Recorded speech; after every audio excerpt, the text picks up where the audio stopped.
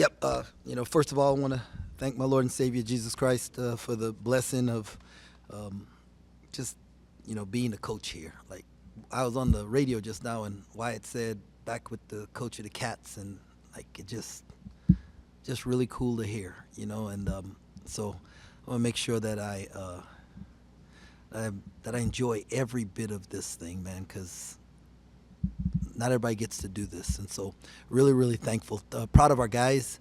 Um, we had made a concerted effort to try and start the game a little grittier and tougher than we have the last few games, and not put ourselves in a hole. And we felt like we could turn them over, and we did. And so it got out to a good start. And Colorado's a very well coached team, and they always make a run at some point. All their games, man, like they always make that run, and where it gets tight at the end. And I thought David's offensive rebound that put us back up. I think it put us up 10 again, like kind of stymied their run there. And so we're just really proud of the guys. Wins are hard to get, and so we're tucking this one away, and we're focused on Cincinnati now.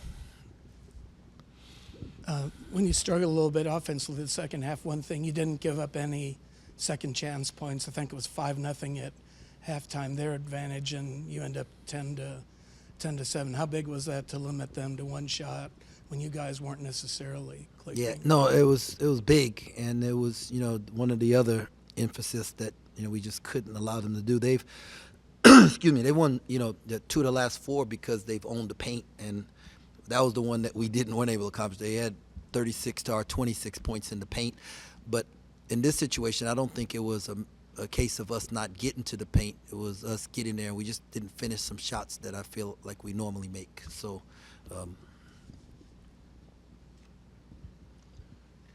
Doug and David were in here, and Doug was talking a little bit about how he's grown this season. How have you seen Doug grow throughout this year? Yeah, he's able to move on from mistakes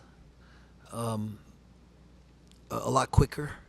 And, just even there was a couple of games ago where he was missing some shots, and he got passive, right? He turned down shots, and tonight he didn't do that.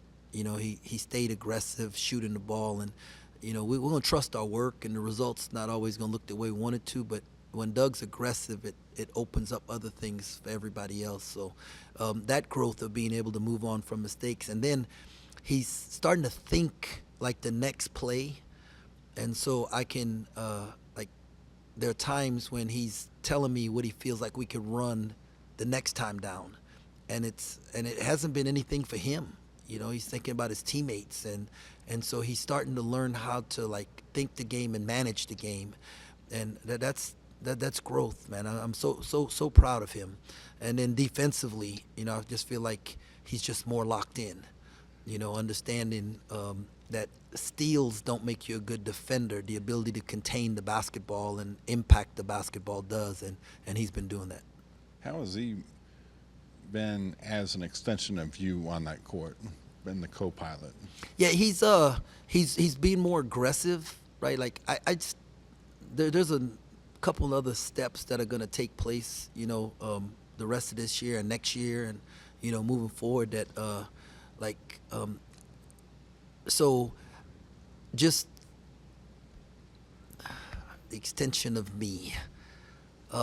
His ability now to kind of understand how he can get teammate shots, and not necessarily thinking that. I still want him to be more aggressive. I still think he's got special legs, and there are times we shouldn't have to run offense because he just gets the ball and just draws 2 and moves it, and now we just play basketball, and so that part of it, I'm looking forward to that growth. And I know I'm supposed to say something really good about him right here, and I have a lot of good things to say about him, but the coach in me is okay, how can we push him to the next level? And that's what he wants, right? He doesn't want to stay where he's at. He wants to okay, what's the next thing that I need to do? And so really, really proud of him. Thank you. I know we didn't talk about it after the UCF game, but Max Jones finished with over 20 points in that game, and I think he came back, and while the points probably weren't to that same level, he found ways to impact the game as he's done all year. What has he done the last few games in particular to give him a little bit more scoring output with that same energy? I just think he's being more aggressive, and looking for his shot. And what the evolution that has to take place. And I know you didn't ask this, but it's just the coach in me, right? Is that we don't need David to have 21 and Max to have 6, and then Max to have 22 and Dave to have 8, and now Dave to have 21 and Max to have, like we need it where like we have 5 guys that are in double figures, and and on the days that some of the other guys are struggling, where Max and Dave give you 22, and that's what we got to get to be the type of team we're capable of being. You mentioned wanting to start fast, and you guys obviously did that. Was there something you liked from an energy perspective in that first half that sort of encourages you for the rest of the regular season? Yeah, we were active. Had active hands. We caused 3 turnovers in the first 3 minutes, and it got us out in transition. And so, yeah, our active hands, and just being more aggressive, a more aggressive mindset defensively, and we actually did our ball screen coverage correct to start this game, whereas we didn't do it the last game, and allowed Johnson to get 3 pop-up shot threes to start, the game, and led to him having a big game against us. Moby didn't play today. What's his status moving forward? Yeah, he had an injury that took place. I'm not even sure if I'm allowed to say, but he had an injury that happened last game, and I don't know how long he'll be out, but it's not like a season-ending injury. It's something that he has to, figure out if he can play with or not. I know it's probably getting frustrating to watch all these goaltender reviews go against you now. What are your thoughts on the new rule and It's stupid. It's absolutely stupid. They have to fix it. The referees are doing what the letter of the law says, so I can't be upset with them because they're doing what the rule said. But the way it's written, it's dumb. This is the 3rd time this year we've had a goaltending called for us that we got the offensive rebound on, so it would have been our possession, right, if they don't blow the whistle, and twice we scored right away. And it sucks, and when you think of the UCF game, right, and it's a 1-possession game, and we got the offensive rebound. Like the ball was blocked, and it came right to us, and we were going to put it in, and they blow the whistle, and they end the play, and we don't call the goaltender, and we don't get the ball. If they blow it then, where we gain the possession of it, they need to go review it right away. So that way they can give us back the basketball rather than review it at the next media, and then we lose the points and we lost the ball. And so that just, that's like ridiculous, man. Just don't call it. Don't call the goaltending. That's the way you stirred one on me there, Kellis.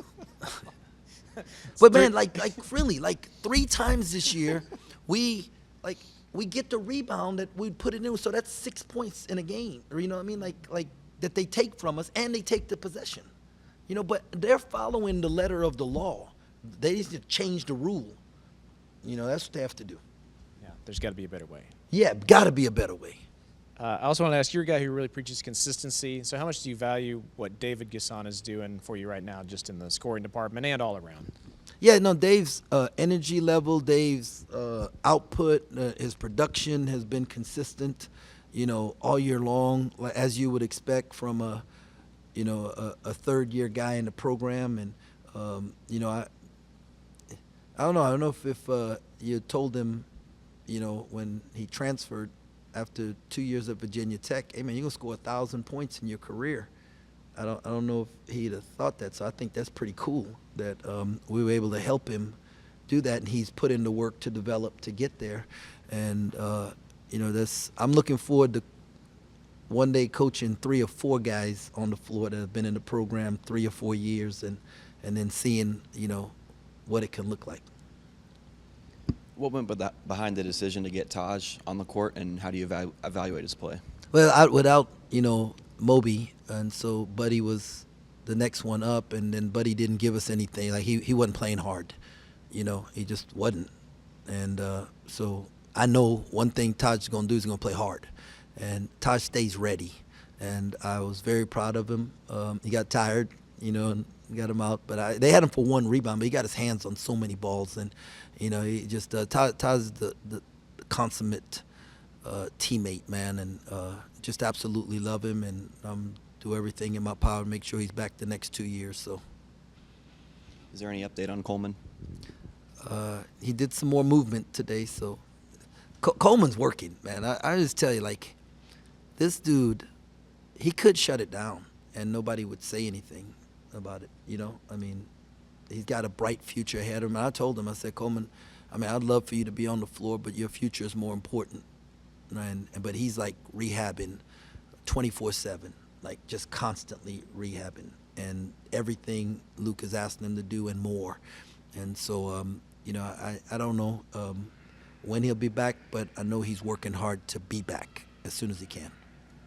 You guys won the offensive rebounding battle today, and you guys had 10 points off of the offensive rebounds. I know you preached those second chance point opportunities, so to win those battles, how important was that, and what were you guys doing to grab those offensive rebounds? Yeah, we thought like we could offensive rebound against them, and really thought we could get like kick out threes off the rebound because of just something we saw on film that Coach Malagy, who had the scout, he saw it on film, and Frankie, who helped him, Frankie Muskelly, who helped him with the scout. Like, there's something that we saw, and we were able to get at least one of those, maybe two, today that we could get our hands on the ball and get some dagger threes. So that was important.